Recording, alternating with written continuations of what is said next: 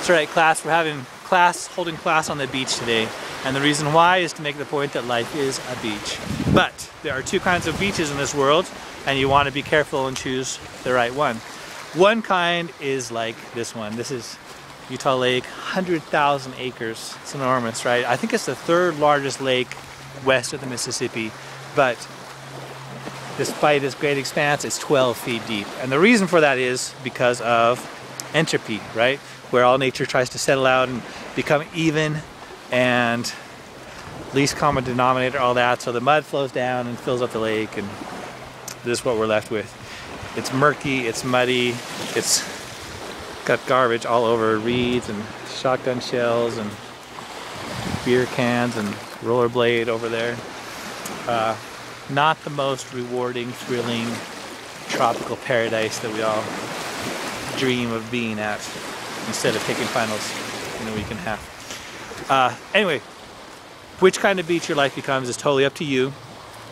And I'll warn you, some of you are heading way too much toward having this kind of beach be your life. So it's time to turn that around. So let me remind you of a couple things you've heard before, but they're important. For example, that the difference between successful and unsuccessful people. One of them, the first one is that if you want to be successful, you need a vision. You need to have some idea of what it is you want to be and accomplish. And so don't be afraid to set your high standards for that. As we discussed last week in class, high standards are as easy to achieve as low ones. The main difference, the main reason for that is with high standards, you know, you go to work, you get something done, you accomplish something, and you enjoy the fruits of your labors. With low standards, really people don't set out to set low standards though, do they? Most people, instead, they just try and set easy standards, try and avoid discomfort. That's what low standards really are for most people. And when you do that, when you're unwilling to do the uncomfortable thing, when work stresses you out and you don't just bite in and start and get it done, which, as we've discussed, actually getting started is the best way to feel like working and getting something done, then what do you end up with? Nothing. And your life turns into a big muddy piece of crap, right? So don't do that. And if you've been doing that sometimes, stop wasting your dumb life. And it's irritating that so much of the world is willing to be that average and just this big shallow expanse, right? You're going to the university. So the best thing about the university is not the social life, although that can be awesome. It's not getting a degree so you can make more money, although that's important.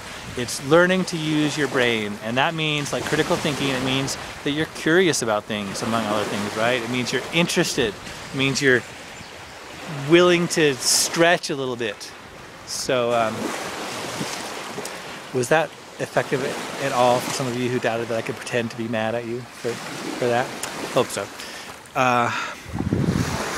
Anyway, so don't aim for the easy, aim for the good. Aim for something like your potential. And then the second thing that you need after having your vision is you need action. You need to do something about it, and you can't sit around and wait. If it's a cloudy day, you can't wait until the sun's out and it's really comfortable. You have to do something now. So you've heard before, every day do something that scares you, right? Every day do something that's hard. Every day take some action toward your goal. Well, don't let that just be a cute saying that you stick on your wall. Put it into practice. Make it a habit that you do.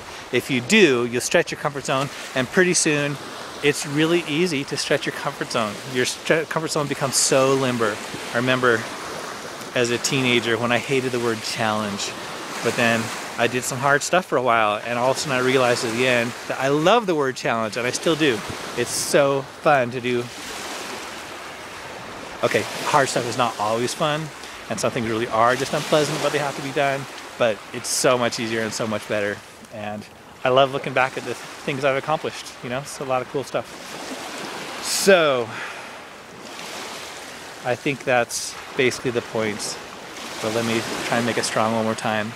Quit wasting your time, set high standards, write a good paper, apply all those things we've talked about in class: strategy, organization, audience, purpose, significance. Make sure your arguments are complete.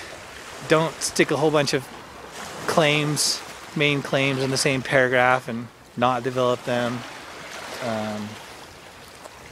You know, that whole list of stuff we've learned. Make sure and apply that. Be awesome all the time. Is that really too much to ask? Shouldn't be. Aim for it. You'll be glad you did. Look around for some examples, right? Find some people who you admire who have done some cool stuff and realize that that could be you. That could be you if you'll just try.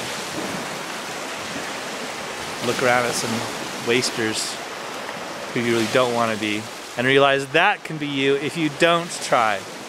And you can't afford to wait. So get on it. See you next time in class.